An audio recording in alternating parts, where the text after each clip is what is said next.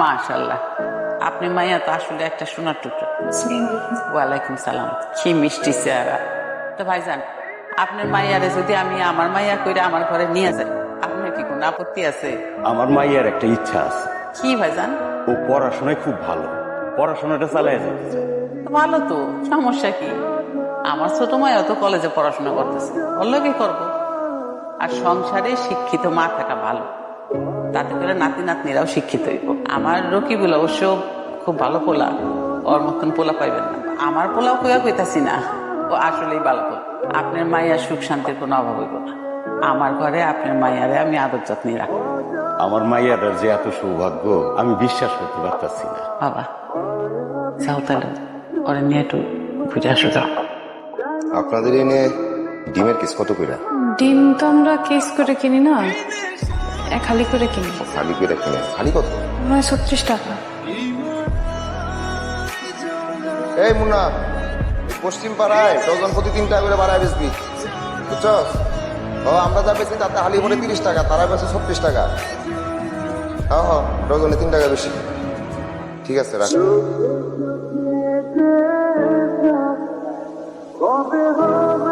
আসলে একটা ভুল হয়ে গেছে। তোমার নামটা জানি কি, মানে জানা হইল না। তুমি কিছু মনে করো না? নাজিয়া। আচ্ছা, তুমি ঘুমাও কয়টায়? আমার যখন ঘুম আসে তখন ঘুমাই। সেটাও ঠিক, মানুষের যখন ঘুম আসে তখনই তো ঘুমায়। তোমার ডর লাগতেছে না?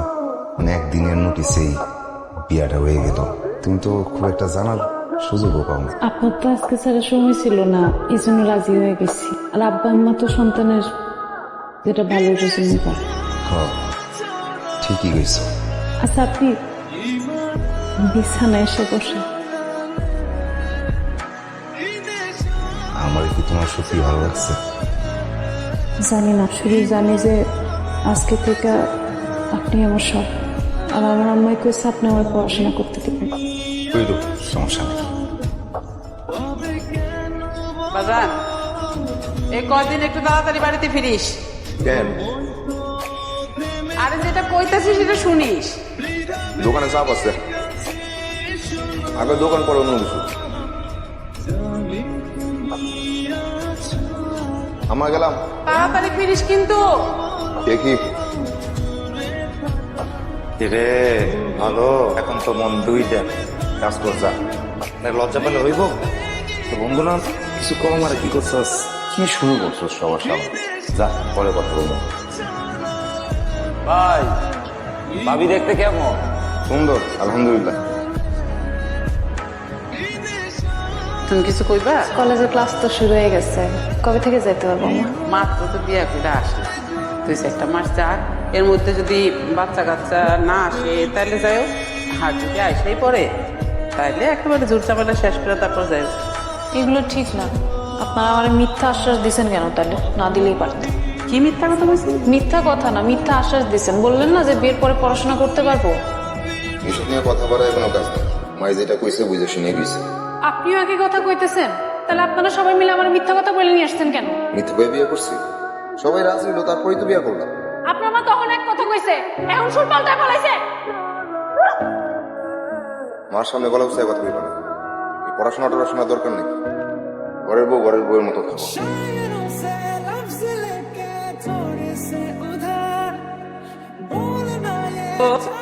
নতুন বাড়ি কেমন লাগতেছে রে মা? নতুন বাড়ি গেছিস, বুঝে শুনে সংসার করিস। তুমি এত কথা কইও না তো, ও কি কম বুঝে? আর যে বাড়িতে বিয়া দিছি আলহামদুলিল্লাহ। আবু, তোমার টাচ মোবাইল ছিল না? ওটা আমরা দিও, তবে নিয়ে যাবো। আচ্ছা মা, নিয়ে যাস, ফোনটা নিয়ে যাস।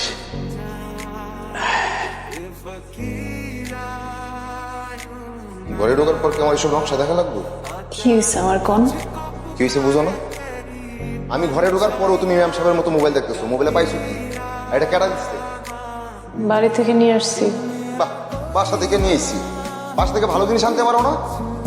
এই মোবাইল যদি কোনোদিন চালাইতে দেখছি তাহলে কিন্তু ভালো হইব না। সারাদিন বাসার মধ্যে বসে বসে আমি কি করবো? কত বড় সাহস, মুখে মুখে তর্ক করে। শুক্র শুক্র 8 দিন ছাড়া বিয়ে করছি, এখন এই মুখের উপরে কথা কয়। আমি যদি 18 দিন ঘরের ভিতরে এই নাটক দেখি তাহলে কিন্তু খবর আছে।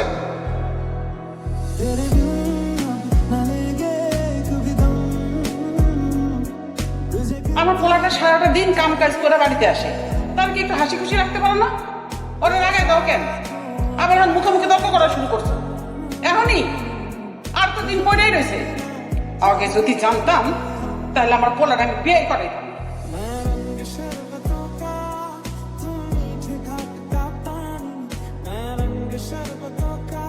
আম্মা কই? বাজারে খাবার দাও। গেল রাতে কইছিলেন খাবার দিলে দাও, না দিলে আবার যাই। আপনার অনেক বিধ্বস্ত লাগতেছে, কিছু হয়েছে? সবকিছু কৈফত কি তোমার দেওয়া লাগবো? আমারই তো দিবেন, আমার না দিলে কারে দিবেন কোন? মুখে মুখে তর্ক করবা না বললাম। তর্ক করলে কি করবেন? তবে বলে কি করবো? এক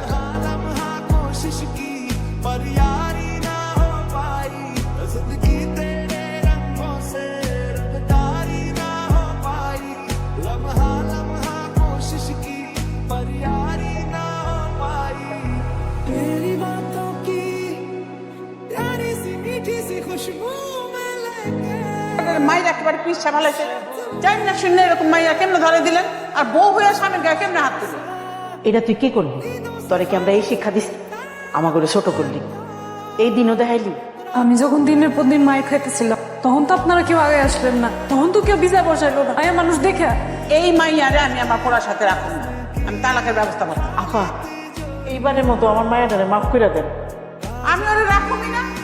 আমার পোলার খাইয়া, আমার পোলার পইরা, আমার পোলার করে মারে, হ্যাঁ? আর কি তুই এখনই ওরে তালাক দে? তালাক দিমু কেন? বিয়ে করছি কি তালাক দিতে? আমিও তার গায়ে হাত তুলছি, সেও আমার গায়ে হাত তুলছে শোধ করতে। আব্বা মা দিন ভাত খাওয়া যায় না।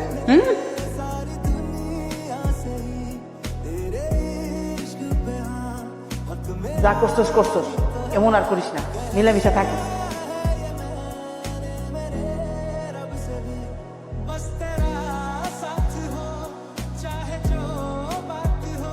কি বলবেন? ব্যবসায় তুই চোরটা বাটপাত লাগবে কারবারি, মাথাটা ঠিক থাকে না। আবার জোর জামালা তো লাগেই আছে একটার পরে একটা। এই যে আবার পিক আপটা উল্টে গেল, 4-5 লাখ টাকা ক্ষয়ক্ষতি। আমার না মন মেজাজ ঠিক ছিল না, মাথাটাও ঠিক ছিল না। তুমি কিছু মনে করো না। আমিও আপনার গায়ে হাত তুলছি, এটা আমার ভুল হয়েছে, এটা করা ঠিক হয়নি। আচ্ছা থাক, এসব কথা বাদ। আমরা পুরাতন সব ভুলা নতুন করে বোঝাপড়াটা করে লই। কি কও? জামাই বউয়ের জীবনে তো বাসরাত থাকা জরুরি, বাসরাতের কথা মনে থাকাটা জরুরি। বুঝতে পারছি, আর কিছু কম লাগবে না।